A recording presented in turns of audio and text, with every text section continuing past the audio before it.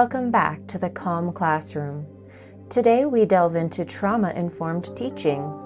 I'm your host, Ellie Laird, and in today's episode, titled Trauma-Informed Teaching, the 6-Step Greeting Routine and Building Trust Using the Calm Classroom Approach, we'll explore crucial strategies for building trust and supporting students who have experienced trauma, while also fostering inclusivity and acceptance for students with disabilities. And as always, we focus on the science behind these methods to back up why we do what we do. Our journey begins first thing in the morning. One powerful way to establish connections and build trust is to be present. So often in the past, I have been busy prepping the classroom, cleaning up or finishing one last task while my students were piling into the classroom in the morning to start their day. Often on these days, I would call my mom after school and vent about my day feeling off. The Calm Classroom approach includes a powerful 6-step greeting routine that helps teachers practice being present first thing in the morning. Though these steps may be small, they are powerful tools. Create this routine and keep it up, even on those days you just want to sit at your desk and wave them into your room while you drink your morning coffee. Fight that urge. All we're asking is for you to spend 15 seconds with each child at the door before inviting them into your classroom. And that's what, like 7 minutes out of your day? Here's an overview of the 6-step greeting routine we practice in the Calm Classroom. Number 1, greet them at the door. Number 2, make eye contact. Number 3, say their name within your greeting. Number 4, provide a physical touch option or a personal space option. Number 5, have them point to a color. And finally, number 6, whisper the secret word. Let's get into the nitty-gritty of each step and why they are important. Why should we greet them at the door? First of all, it promotes a sense of belonging. This is especially important for students who have experienced trauma in their lives. Sometimes that trauma leads them to feel like they are out of place in this world. Maybe they have been constantly shuffled from one place to the next. They may live in an environment that doesn't provide them with the attention they need. By being there at the door first thing in the morning and providing a small amount of focused time for each student, you're sending a powerful message. In fact, there was a study conducted by the Hamel Institute of Disabilities, and it proved that greeting students at the door increased engagement throughout the day and reduced disruptive behavior. Next up, why make eye contact? Well, eye contact is one of the most important nonverbal communication tools we have as humans. It can convey love, sympathy, and even a clear and silent warning. Eye contact in our greeting needs to be inviting and accompanied with a smile for best results. This isn't your time to warn your toughest students to not be naughty today, because this isn't a check-in, check-out situation. This is your time to tell that student that you're going to start off by trusting them today. There was a study published by Frontiers in Psychology that explored the relationship between eye contact and conversation and people's ability to control themselves in social situations. It proved that eye contact effectively helps them understand and follow social norms. We use the human gaze to communicate and understand the intentions of others as well as their mental state. In another study, published by the National Library of Medicine, researchers clarified that the eyes of humans have a unique design different from other primates that allow more subtle communication to occur. Our eyes have a larger white sclera offsetting our dark iris, which allows us to pick up subtle micro-expressions and differentiate between a slightly averted gaze and direct eye contact. Of course, different cultures interpret eye contact differently. Japanese and Eastern cultures tend to take the view that direct eye contact is inherently disrespectful, and I'm not here to dissuade an entire culture. So let's move on to part 3 of the 6-step greeting routine. Saying the student's name is an integral part of the Calm Classroom greeting routine. You could simply say, "Good morning," but it hits differently than if you say, "Good morning, Sarah," while making eye contact. I want you to go inward for a second. When someone greets you by name, what emotions do you experience? When you hear your name in a positive way, it actually evokes an intense psychological response. In a published study conducted by Carmody and Lewis in 2007, they concluded that the left hemisphere of the brain was activated, particularly the middle frontal cortex, superior temporal cortex, and the cuneus, when one heard their name in a positive way. The middle frontal cortex plays a huge role in regulation of emotions, motivation, and sociability.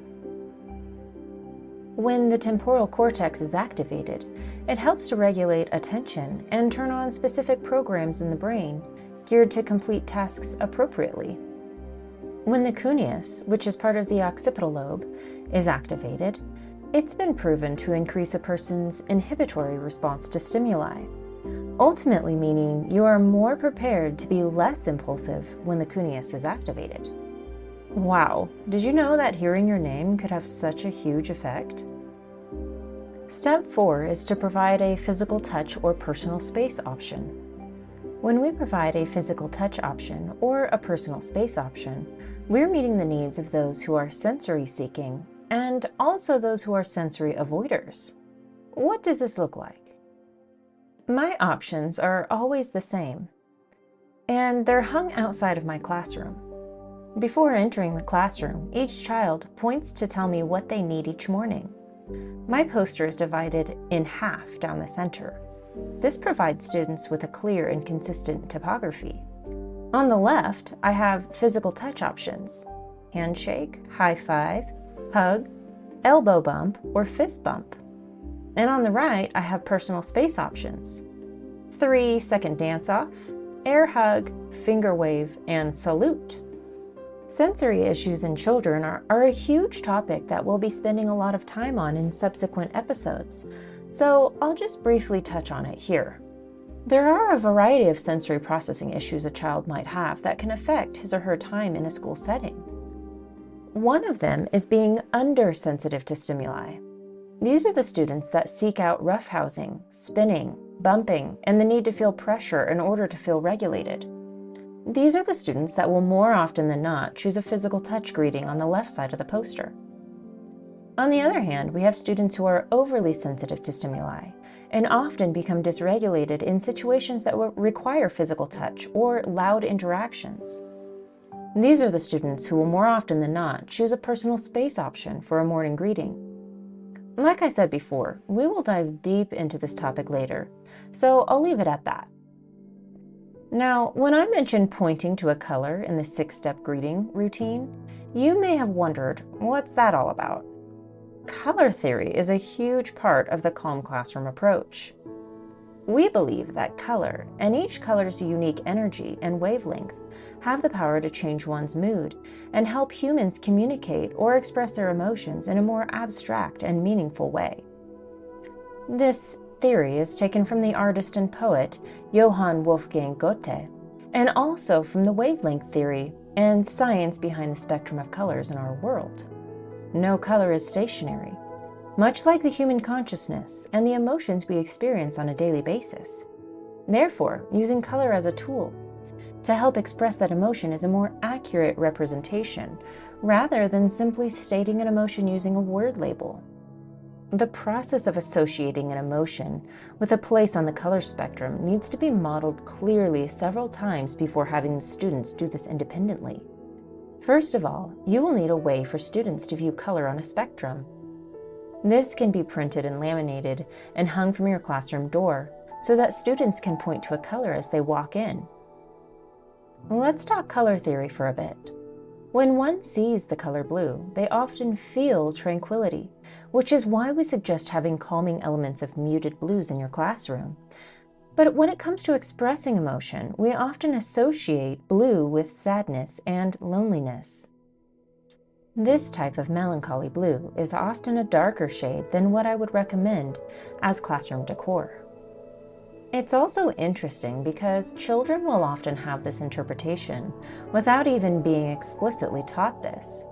When students walk into the classroom and point to a dark melancholy blue color, it is your cue to understand that this child is feeling a level of sadness.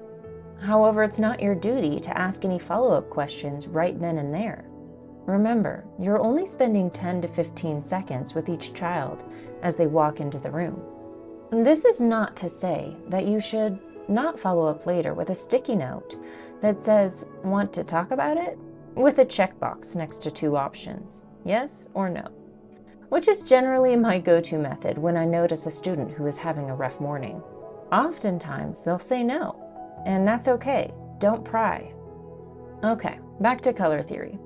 If a child points to a red hue, continue this same follow-up routine because it generally means they're feeling anger or aggression. Did you know that red is also a color that has been proven to stimulate appetite and hunger, which is why we don't suggest decorating your classroom with this color. It can be very distracting. Once again, I digress. Now, if a child points to a yellow or even a bright orange color, they are typically feeling euphoric or happiness. Finally, our favorite color on the spectrum when it comes to education, green. When you have elements of green in your classroom, it stimulates a feeling of harmony and peaceful focus. We call this the ready to learn color. It's also another reason why we believe plants are such an integral piece of calm classrooms. Last but not least, and this is my favorite part of the greeting, is whispering the secret word to the student. Each day I choose a secret word. It needs to be something that can stand out, but isn't so outlandish that students may recognize it right off the bat. For instance, if we're doing a lesson on South America later in the day, I might whisper the word armadillo into each student's ear. They aren't allowed to repeat the secret word or tell other students what the secret word is. When I say the word in my lesson nonchalantly, students who hear it get up and start doing jumping jacks or sit-ups or dance. I choose a movement and write it on the board before students enter for the day. Every time you say the secret word in your lecture, the students have to get up and do whatever movement you have written on the board. It makes for a really fun brain break, but it also helps with long-term working memory and listening skills. Don't expect to start the 6-part greeting routine in the morning and have it be perfected right off the bat. Remember, practice makes progress, so practice this routine every day, and eventually it will become like second nature to you and your students. It's important to acknowledge that creating an emotionally safe classroom goes beyond physical spaces and practices. It's about cultivating a culture of empathy, acceptance, and mutual support. There are decisions you will have to make as a trauma-informed teacher that some administrators might question. For example, I taught at a very trendy school a few years ago that encouraged all teachers to embrace purely flexible seating in each classroom. I pushed back on this immediately and ultimately needed to leave this school because it didn't align with my beliefs. When it comes to trauma-informed teaching, it's essential to provide students with a designated spot in the classroom. While flexible seating can be beneficial for many students, those who have experienced trauma often find comfort and security in having a consistent and predictable space they can call their own. Furthermore, starting a trauma-exposed student's day with a choice instead of a well-practiced routine first thing in the morning can lead to anxiety. This designated spot serves as a safe retreat where students can regulate their emotions, process challenging experiences, and engage in self-soothing activities when needed. When trauma-exposed children walk into a classroom with purely flexible seating, meaning no assigned seating arrangements, they start their day off in fight, flight, or freeze mode. The same thinking goes for room transformations. It sounds so fun and such a great way to get students involved and immersed in learning. And it is. But think about the student who experienced a time in their lives with inconsistent living spaces. Maybe they didn't have a stable place to call home. Maybe they were passed around from relative to relative or foster home to foster home. Room transformations can cause anxiety for these children because what they crave is stability and predictability. They want to know what type of situation they're walking into without having to guess or dwell on it. I've had teachers push back on this regularly, saying, "Well, they deserve fun too." Remember, your first responsibility as a teacher is providing a safe environment. If a predictable environment is safe for trauma-exposed children, then you must provide that. Furthermore, trauma-informed teaching doesn't just mean being knowledgeable about teaching practices that lend to a positive environment for students who have experienced trauma. It also refers to being prepared for the way these students express themselves and the typical behaviors that might arise throughout the course of the year. Being a trauma-informed teacher doesn't mean you will eliminate these behaviors either. It means you will be prepared for how to support the student displaying them. Throughout the next part of this episode, I've sought the help of several professionals who have seen the effects of trauma firsthand in the school setting. So, how does trauma embody behavior in the school setting? It could look like emotional or reactive outbursts. The child might experience chronic anxiety, which manifests in stomach and digestive issues. Hoarding of food or supplies could become an issue. Students who have experienced neglect or even a shortage of food or essentials in their life may start to hoard inconsequential materials. In my time as a teacher, I've experienced 3 incidents of student hoarding. One of them was with food. This was the most severe case. When you notice a student starting to hoard food, it may not be because they have a shortage of food in their lives right now, but in the past they have experienced the anxiety related to not having enough to eat, and that latent trauma is eking out into their present. It's important to have open communication with guardians about this to decipher if this is a response to a current or a past trigger. Children may exhibit dissociation. Children who have experienced trauma in their lives may dissociate during triggering events. Dissociation occurs on a spectrum. It can be as simple as zoning out, or it can feel as if you're having an out-of-body experience. It affects working memory, attention and focus, and relationships with others. When children continually use dissociation as a coping mechanism, they often do not learn how to regulate their emotions during a crucial stage of development, and this can have a negative effect on them later on in life. Students who dissociate may often be described as having a flat affect. Children who are in foster care or have been adopted may develop attachment disorders, especially if their first 2 years of life were met with hardship, adversity, or disruption. This is a crucial time for children when they're learning how to form secure and healthy bonds. What does an attachment disorder look like in the classroom? Students who have an attachment disorder may form unhealthy bonds with their teachers and peers. They could be overly trusting and loving, or it could go the opposite way, and they could be distrusting and unable to form emotional bonds with anyone. Due to not forming appropriate bonds at a crucial age, they may not know how to interact appropriately with staff and/or peers, which may lead to conflict in school. Furthermore, students who have experienced trauma may be delayed academically, developmentally, or socially. Complex early trauma may lead to deficits in abstract reasoning skills or even language delays. Many students with these issues also have poor executive functioning skills and require help with multi-step directions. A few other examples may be acting out, speaking out of turn, not following instructions, trying to be the center of attention, and boundary issues, such as students being overly aggressive or affectionate. What are some trauma-informed teaching practices I have in place in my class? Number 1, I always ask before giving a hug, handshake, or high five, and I never look sad or defeated if they tell you they don't want to be touched. Smile and wave and tell them you value their boundaries. Think back to our 6-step greeting. I greet them in the morning and they choose their greeting style. I always provide a personal space option. Number 2, I provide a mailbox called What I Wish My Teacher Knew, so that students can write to me and receive responses rather than telling me things face to face. Many people aren't aware of this, but students who have experienced repeated or chronic trauma from someone they see on a daily basis are typically extra perceptive to microexpressions. They use this special talent to decipher the mood and responses of the individuals they are around as a survival mechanism. The What I Wish My Teacher Knew mailbox gives students a way to communicate about hard topics without the fear of in-the-moment judgment. To sum it all up, here are some key trauma-informed teaching practices. Keeping a safe and predictable environment. Establishing a physical environment that feels safe and predictable is crucial.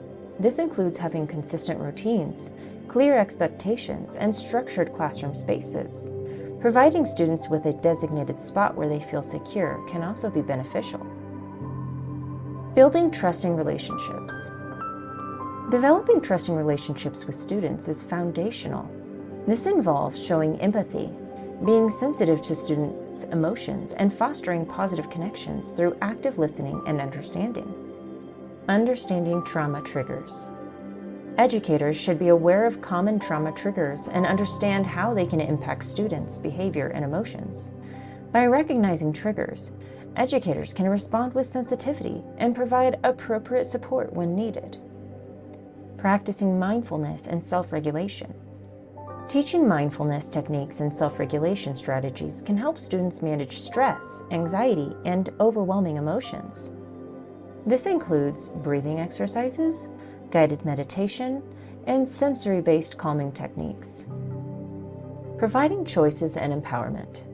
Offering students choices and opportunities for autonomy can empower them and enhance their sense of control.